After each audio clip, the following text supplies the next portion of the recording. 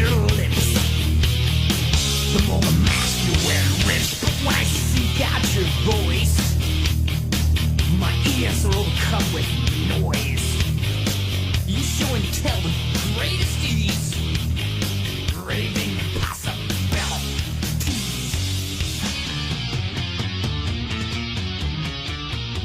Engage in crime, I grasp my throat and raise my mind. Starts to smoke for a mental overload. Angry again.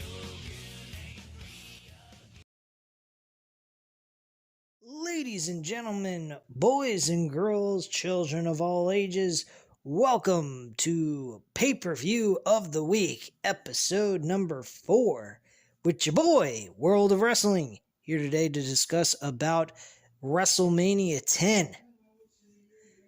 This was a really good show. I actually watched it from beginning to end. The total running time for this was 2 hours and 44 minutes. And on top of it, guys, it was well worth the time. This is probably a better show than anything WrestleMania 38 has to offer, with WrestleMania 38 having 2 nights in one weekend where nothing will mean a damn thing except for a couple of matches on the entire 2-night event. And that is it. That is what we're going to get from WWE. There are so many matches going into this WrestleMania that is mostly just piss breaks. They're not even worth anybody's time. The celebrities are getting more time on the event than the wrestlers. I'll give you a prime example. If you look at WrestleMania 10, if you go back and watch it on Peacock, you'll notice, there's a lot of celebrities highlighted. The President of the United States back in 1994, who was Bill Clinton, was there. I mean, you had all kinds of people at this event. But did they wrestle? No, they made appearances. They weren't actually performing or anything. They were just there to enjoy the show and watch it and have a good time. If you wanted to have a guy as a manager, like I've stated before, Johnny Knoxville being the manager to Ricochet for his Intercontinental Championship match against Sami Zayn, I would have been fine with that. But unfortunately, we're not getting any of that. We're getting Johnny Knoxville in a no-holds-barred match with Sami Zayn, and Ricochet doesn't even have a match at WrestleMania as the Intercontinental Champion. You'd think the title would mean a lot more than some fucking celebrity. But unfortunately, that's the reason why nobody on this show can get over. Now, getting off of modern-day WWE, let's get on to the pay-per-view for WrestleMania 10, what we're all here for in the first place. Reason why I reviewed this was one of my best friends and subscriber to the channel, Matt87Eagle, requested for us to go over WrestleMania 10 on the respect and the loss of Razor Ramon Scott Hall. And I'll tell you what, he wasn't the only shining light in this event. This had some pretty decent matches that took place at this event.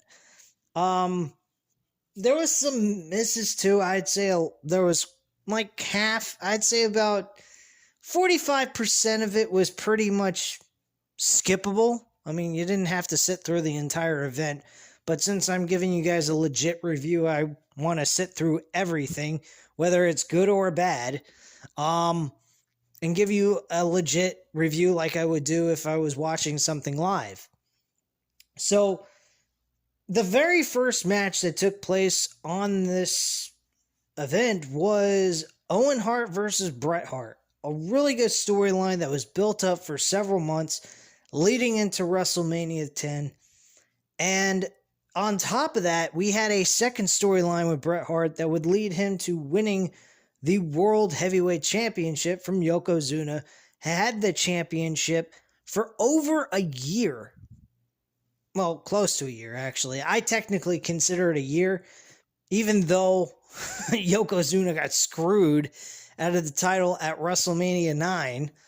which I may cover next week. Since we're in the WrestleMania season, I might as well cover it and then give you guys my overall opinion on what I think is WrestleMania 38 is going to be like compared to this. Because I've never watched WrestleMania 9 from beginning to end without skipping anything. So I'm actually going to give that a try next week. That is the next review for pay-per-view of the week that I'm going to give you guys for a Monday night. Tuesday, by the way, I'm not going to be doing, just as a reminder, for Random Wrestling Talk, episode number 11. I will do that next week. I'm giving myself a break this week for Random Wrestling Talk. We will be going over strictly about the preview and predictions of WrestleMania 38, which ain't going to be much, so we'll have a blast destroying and criticizing the crap out of this entire match card. I'm sure you'll have a blast doing that with me on Tuesday night next week. But yeah, Owen Hart, Breithart. Two great in-ring competitors, one of which has passed away in 1999, unfortunately. And these two had a great match. Very, very good wrestling.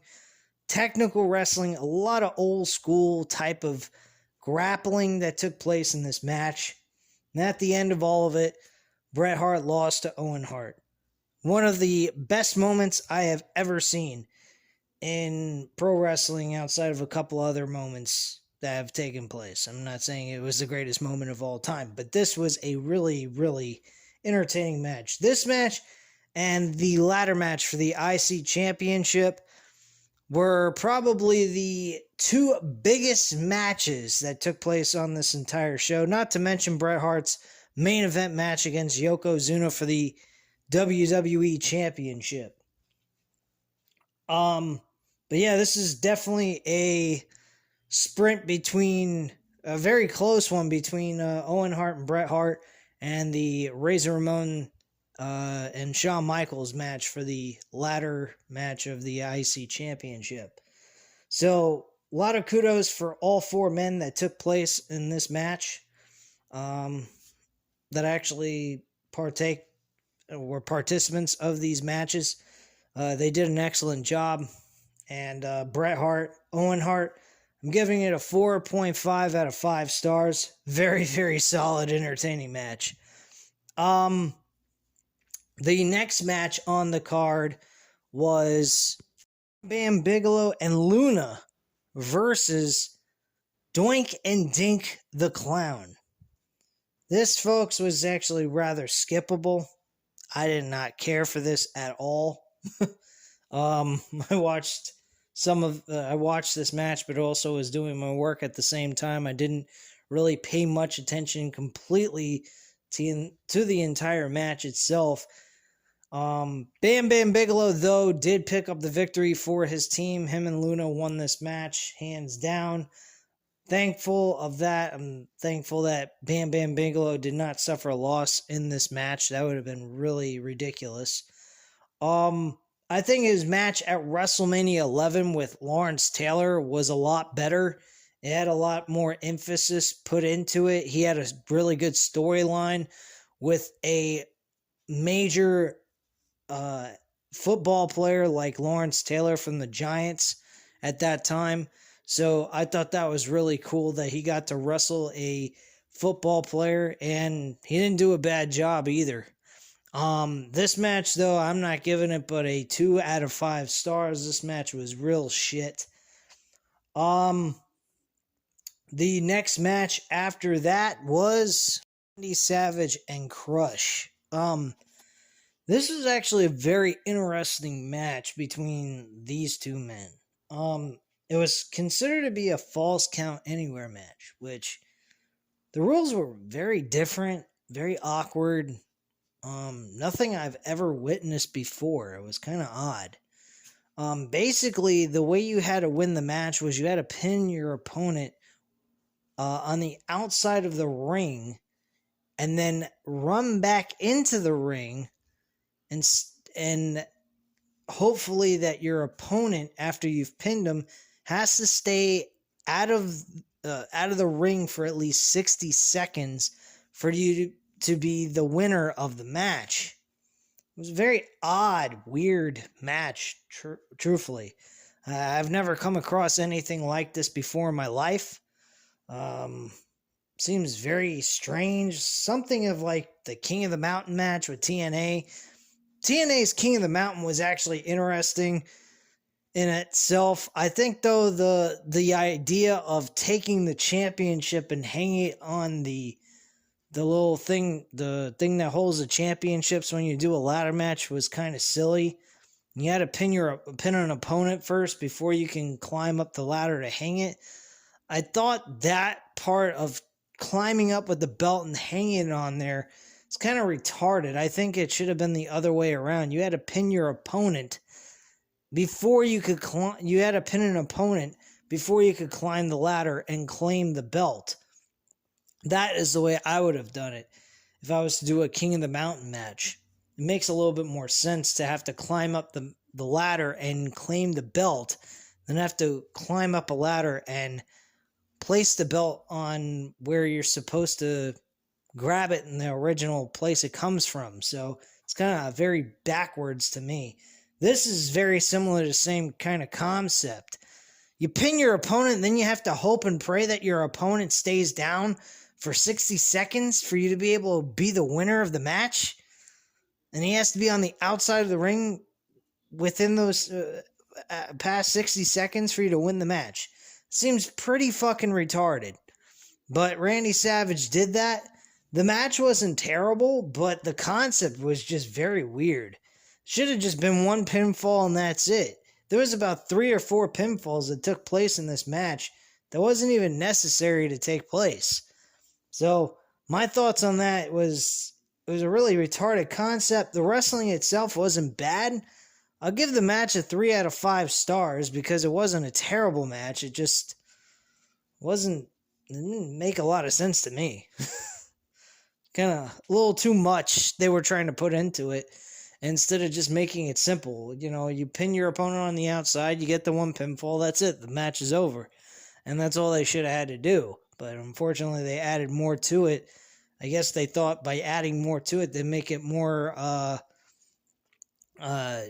different and unique. But it really just was a lame concept. But yeah, 3 out of 5 stars. Randy Savage beats Crush in this matchup. We then have Alundra Blaze versus Liana K, which I don't have a fucking clue who the hell Liana K is. Don't really care. The match was absolute shit. Very short, 3 minutes and 20 seconds. Alundra Blaze retains her championship. This match I'm giving a 1.5 out of 5 stars. Nothing special took place here.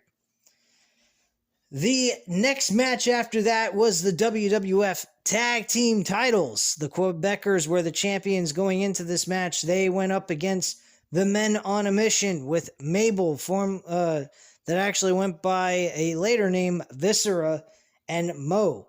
Mo was actually the smaller guy who worked with Viscera in their tag team run as Men on a Mission.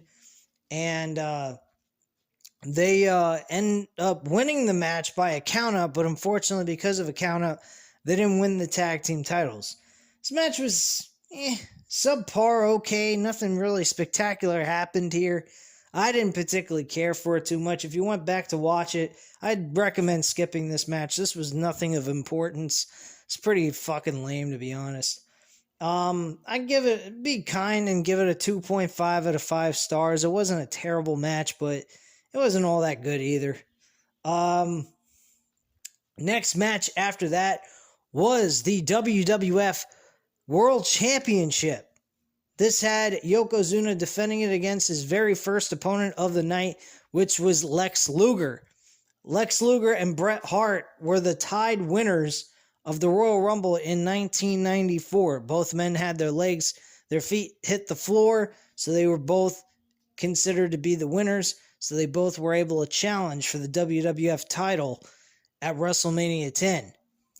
Yokozuna was on a tear. He was destroying practically everyone that got in his way. His run with the WWF title should have lasted from WrestleMania 9 to WrestleMania 10.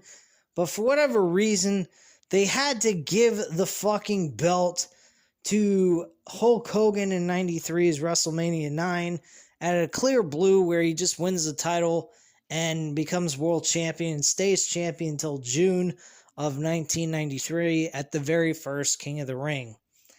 Why they did this, I have no idea. I think the concept was completely stupid. It ruined partially Yokozuna's run as champion, but once they had him win the title back from Hulk Hogan got his ass kicked in that match. The match wasn't even really close.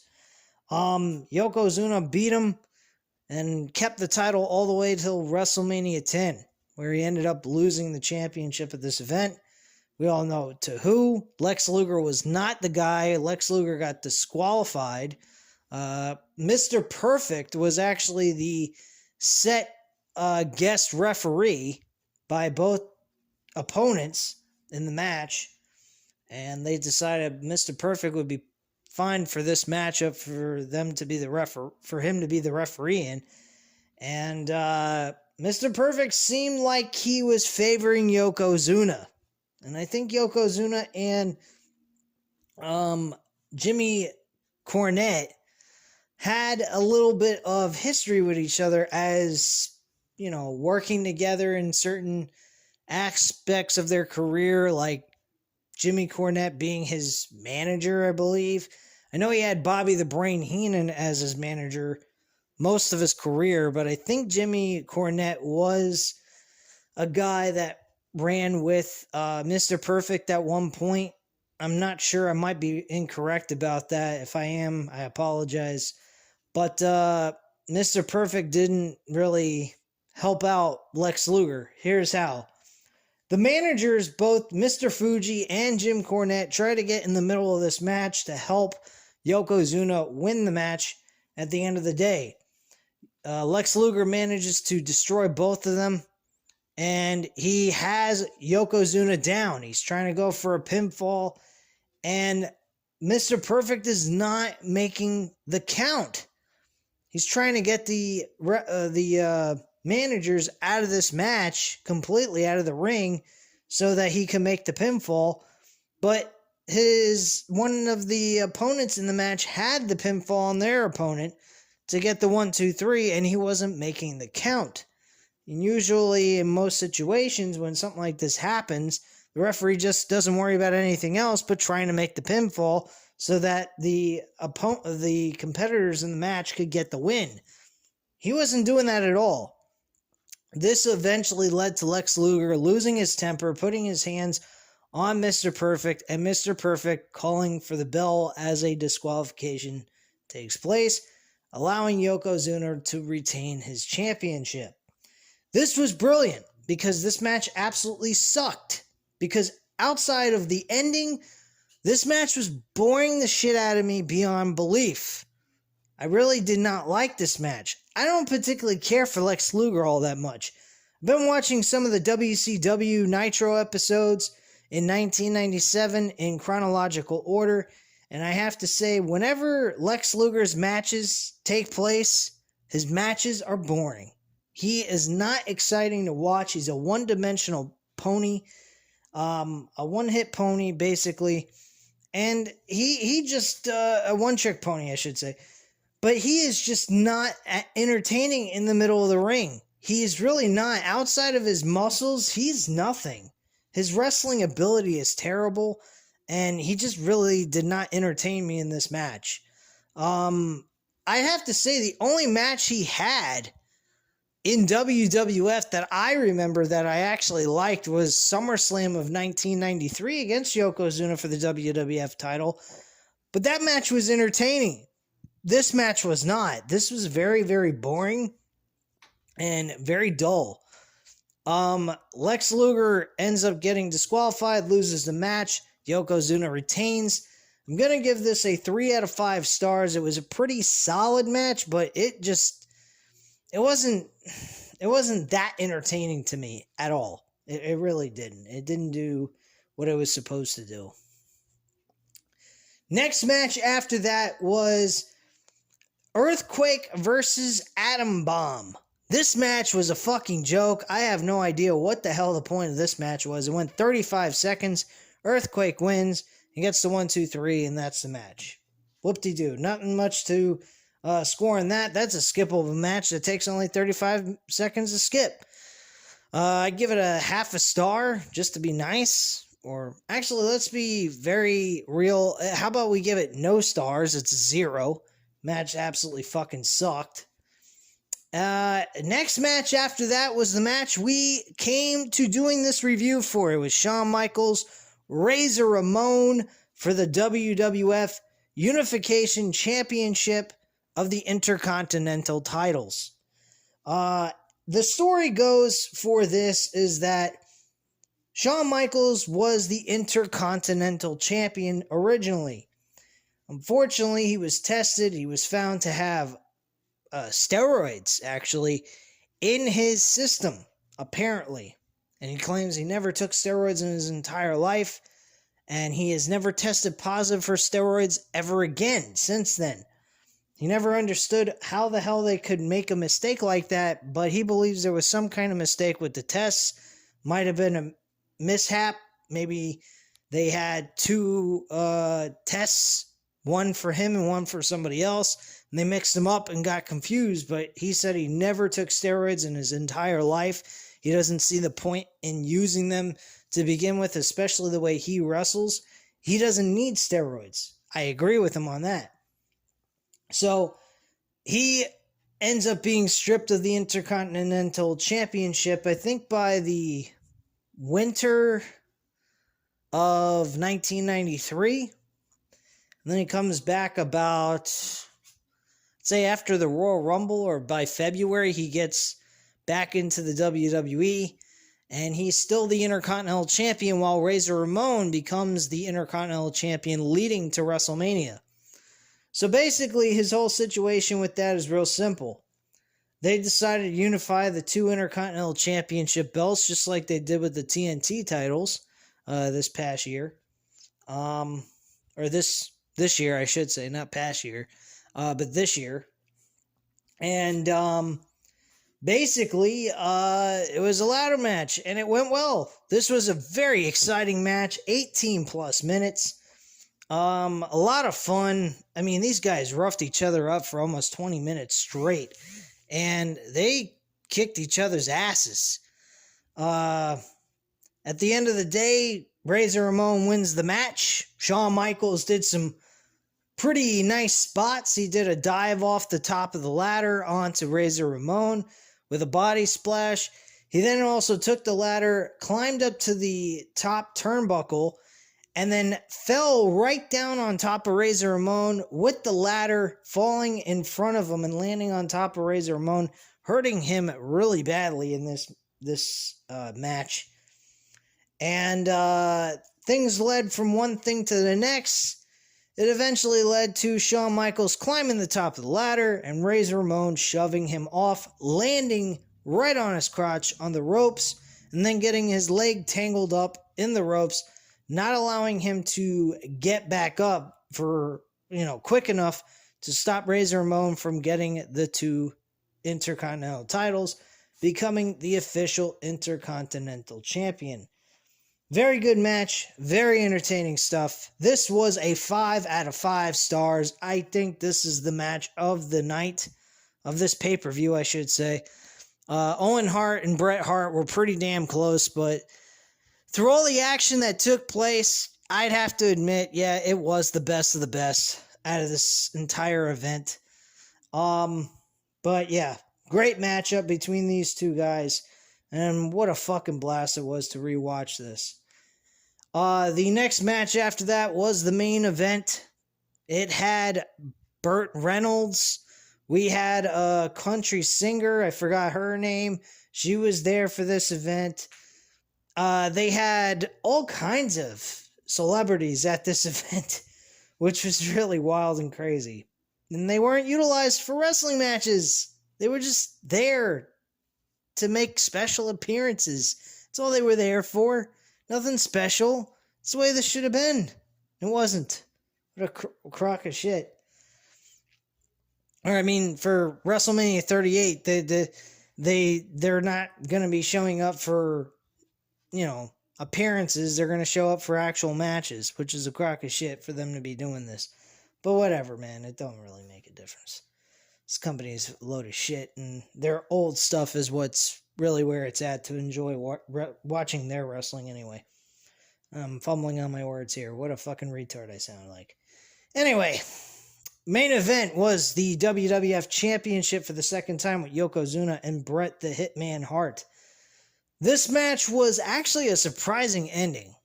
Yokozuna was on the top rope, about to hit his finisher. And for whatever reason, by the way, speaking of Bret Hitman Hart, his leg was fucked up earlier in the match. He landed awkwardly on his knee on a dive on the outside. And in this match, he continued to sell the knee injury. Through this match, though, for some strange reason, at near the end of the match, Yokozuna's on the top rope, ready to do his finisher, and his finisher's going to the turnbuckle and kind of, getting ready to plop his ass on top of your chest, knocking the wind out of you. And unfortunately, he lost his balance for some strange reason. I don't know if he smacked the back of his head, but from what Vince McMahon said, a commentary, he said that he possibly was unconscious, didn't know where he was, and couldn't answer the 3 count. So he was unfortunately counted out for a 3 and a pinfall, and Yokozuna loses the WWF Championship to Bret the Hitman Hart. The story they told in this match was really good. I thought it was decent. The knee situation was another thing that they brought into play that helped out with Bret Hart struggling to wrestle with Yokozuna, which I thought was good. They had Rowdy Piper as a special guest referee who played a totally different story than Mr. Perfect did. And this match was pretty darn good. It's just the ending was very awkward. He just kind of lost his balance, fell backwards, and just lost the championship. Now, from what I saw from my point of view, it looked like he kicked his shoulder up before the count of 3, and Rowdy Piper didn't notice that. And neither did the commentators, Jerry the King Lawler or Vincent McMahon, say anything about that. They just were in awe that Bret Hart won the WWF Championship. I don't know.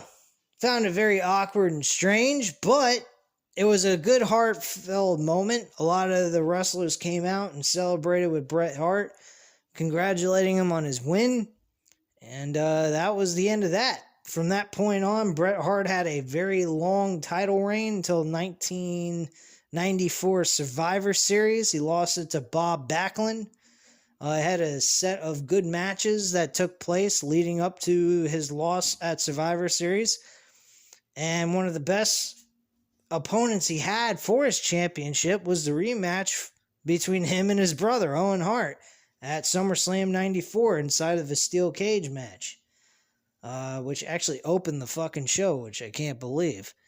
The main event was The Undertaker versus a Mass Undertaker, or some shit like that, I don't know. Undertaker versus Undertaker. I thought that concept was fucking retarded as hell, but they did it anyway. And that was pretty much Bret Hart's run. He didn't have a bad run in 94, but it wasn't the greatest in the world. I think his run in 1992 to 93 was actually good. His run in 97 with the storyline between him and Shawn Michaels was the best, to be quite frank with you guys. But yeah, that's pretty much my viewpoint on Bret Hart's title runs in the WWF with the World Championship. But yeah, the match, by the way, I think I forgot to mention that the overall rating on the main event, I would have to say it's a 4 out of 5 stars. Despite the ending was a little bit awkward, I will give it a 4 out of 5 stars because of the story that was told in the middle of the match. It was a very solid, entertaining matchup overall. So at this time, guys, that's all I have to say here. You know what to do. Hit the like button if you like this video. Hit the subscribe button if you're not already subscribed to the channel. and leave a comment down below. I'll definitely get back to you on that, and I thank you guys very much for watching. Have a great night, guys. Bye.